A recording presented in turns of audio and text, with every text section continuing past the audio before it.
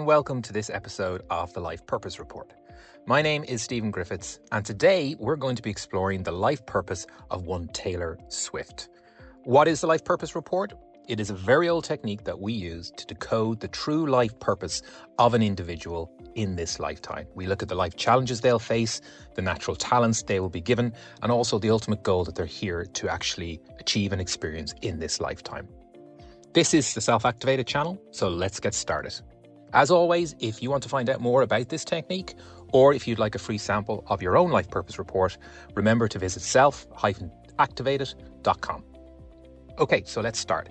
Taylor Swift was born Taylor Allison Swift on December 13th, 1989 in West Reading, Pennsylvania. As always, we will start with the challenge frequency. So the challenge frequency is basically representative of the main challenges or obstacles that we will need to overcome in our lifetime. So for Taylor Swift, she was born with the challenge frequency of 4-4.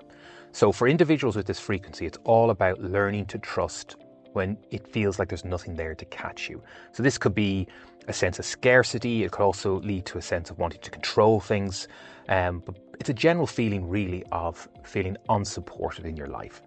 So as a result of this, often people, you'll find they will unconsciously build walls around themselves, both emotionally and energetically. And this is really out of a need or a fear of being hurt and a need to protect themselves. So when we look at Taylor Swift's life, one of the areas this can show up, as I mentioned, is a tendency to isolate or push others away in the form of self-protection. And I think this could be highlighted in her highly publicized feud with Kanye West and Kim Kardashian in 2016. Taylor Swift, she retreated from the public eye after this, and is stated saying she developed a deep distrust of others. In a 2017 interview with Time magazine, she even spoke about the psychological impact of that event and the resulting isolation. She was quoted as saying, "I moved to a foreign country. I didn't leave a rental house for a year. I was afraid to get on phone calls, and I pushed away most people in my life because I didn't trust anyone anymore." So this is really someone whose response to this event was to isolate and to push other people away in order to protect herself. Another way this frequency of 4-4 can show up is actually around challenges with money and a sense of a lack of resources. Now, obviously, with Taylor Swift, you might say, well, surely that's not the case. She's a wealthy individual. But actually, there's quite a bit of proof here that this is the mindset that's behind it. In a 2011 interview for 60 Minutes, she admitted to feeling overwhelmed and uncertain about her future and her career path in her 30s. So despite her success, she was still worried about what might come ahead of her. And because of this, then she started to show up in a different way. So there's strong evidence of a very calculated and strategic approach when it comes to her long-term financial security. This is something that she is extremely proactive in, to such an extent that financial advisors frequently use her career as a case study for sound financial practices. So that includes things like she's a very diverse portfolio. She's invested in many different areas outside of her given industry. So this is a real clear indication of the actions demonstrated by a person who is driven to ensure long-term financial control, which could be the result of someone who fears a lack of resources in their future. Okay, so the next frequency we'll explore is the talent frequency. And this is basically the natural abilities you were born with to help you overcome the main challenges or obstacles in your life. And for Taylor Swift, this was the 8-8 frequency. So people with this particular frequency, they are masters at adapting their energy very subtly, bringing a quiet kind of strength and a sense of safety to others. They possess a deep emotional understanding and intuition about how other people are feeling and know how to respond to them effectively. So one of the ways this shows up is exactly that. It's an intuitive ability to understand people without the need for words. They just get them. And Taylor Swift's songwriting is often cited as a primary evidence of her intuitive emotional intelligence. She has a remarkable ability to articulate complex feelings and experiences in a way that feels deeply personal to millions of people. This isn't just about writing catchy songs. It's about crafting narratives that resonate universally because they are rooted in authentic human emotion. Another characteristic is they can genuinely make people feel safe enough to express their own true feelings and to ultimately let their guard down.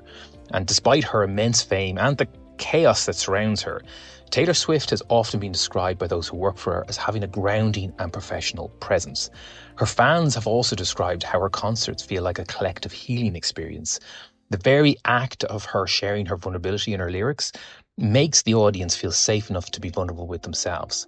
To such an extent, actually, mental health experts have even commented that her music helps listeners feel less alone in their own struggles, which is really a key component of a calming and supportive presence.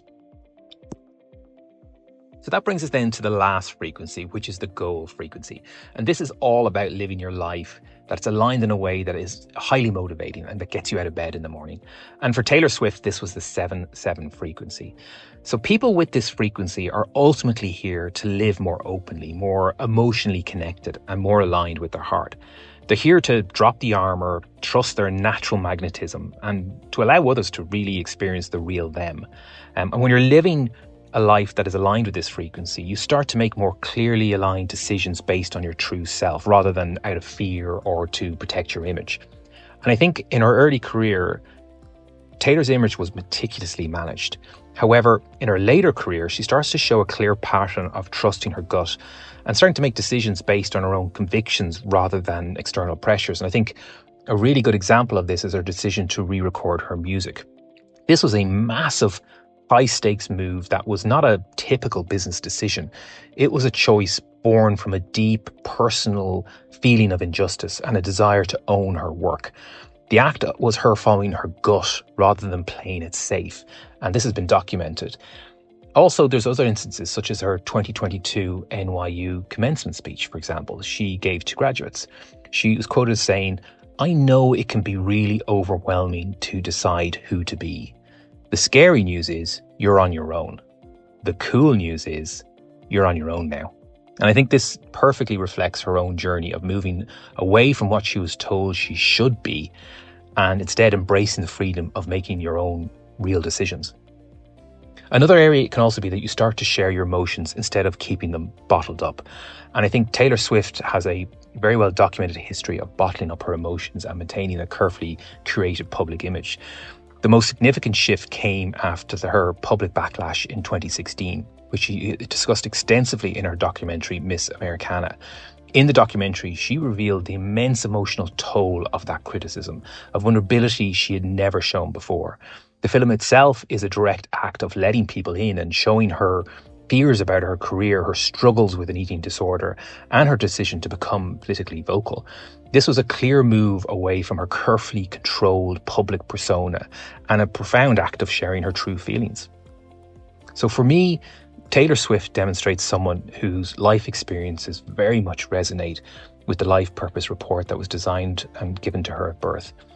But I'd love to hear what you think, so please let me know in your comments or feel free to share other examples that you feel better represent the characteristics of these frequencies from her life.